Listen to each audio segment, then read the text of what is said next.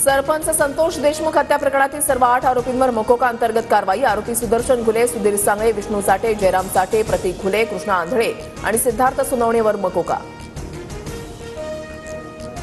बीड हत्या प्रकरणामध्ये आरोपींवर मकोका लागल्यानं पोलिसांना 180 दिवस तपासण्यासाठी मिळणार। या दिवसामध्ये पोलीस आरोपपत्र दाखल करू शकतात।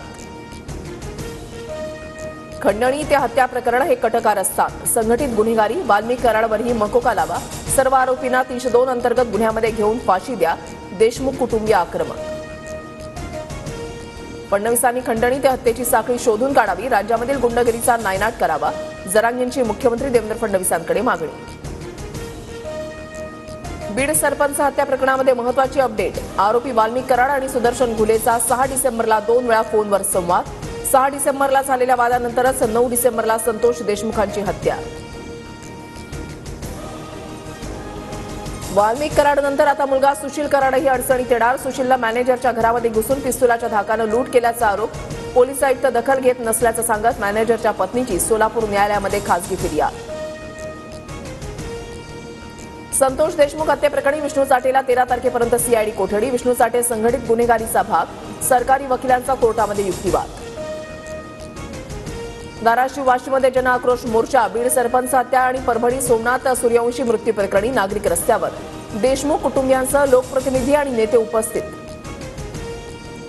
ठाकरे गट पालिका जिल्हा परिषद निवडणुका स्वबळावर लढवणार। ठाकरे गटाच्या संजय राऊत यांची घोषणा। आघाडीमध्ये कार्यकर्त्यांना लढण्याची संधी मिळत नसल्याचं भाष्य। लोकसभा विधानसभेलाच एकटं लढण्याची गरज होती। जास्त जागा आल्या असत्या। एकाकी लढल्याशिवाय ताकद कळणार नाही। संजय राऊतांच्या वक्तव्याला दुजोरा देत अरविंद सावंतांचंही मोठं वक्तव्य। ठाकरे गटानंतर काँग्रेसकडूनही स्वबळावर लढण्याचे संकेत। संधी हवी असं काँग्रेस कार्यकर्त्यांनीही म्हणावं, मग आम्ही निर्णय घेऊ। खासदार वर्षा गायकवाडांचं सूचक वक्तव्य। भाजपचं राजकारण व्यक्तिगत सुडाचं आणि शत्रुत्वाचं। यंत्रणांचा गैरवापर करून राजकीय विरोधकांना तुरुंगात टाकण्याची सुरुवात भाजपकडून। संजय राऊतांचं फडणवीसांना प्रत्युत्तर। संजय राऊत रिकामटेकडे रोज बोलतात, मी रिकामटेकडा नाही। भाजपवरील टीकेला मुख्यमंत्री फडणवीसांचं प्रत्युत्तर। मुन्नी समोर येण्याची मी फार आस्थेनं वाट पाहतोय। मुन्नी घाबरणारी नाही, पण समोरही येत नाही, हे दुर्दैव। ठसांचा राष्ट्रवादीतील कोणत्या नेत्यावर निशाणा? प्रश्न अद्याप अनुत्तरित।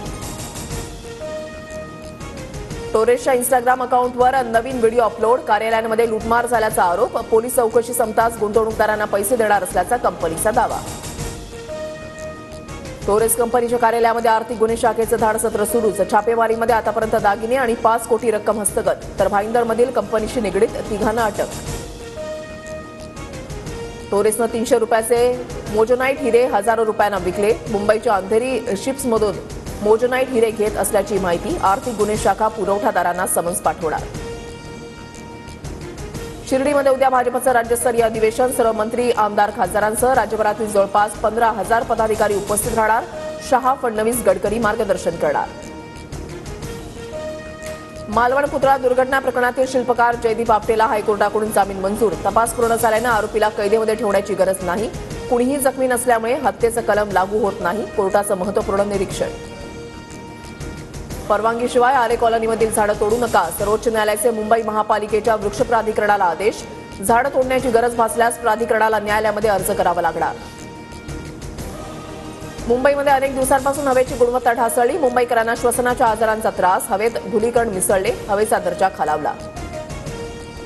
गोकुळ दूध संघाकडून म्हशीच्या दूध खरेदी दरामध्ये प्रति लिटर 2 रुपयांची वाढ। म्हशीचा दूध खरेदी दर 52 रुपयांवरून 54 रुपयांवर। जिल्ह्यासह जिल्ह्याबाहेरील उत्पादकांना फायदा होणार।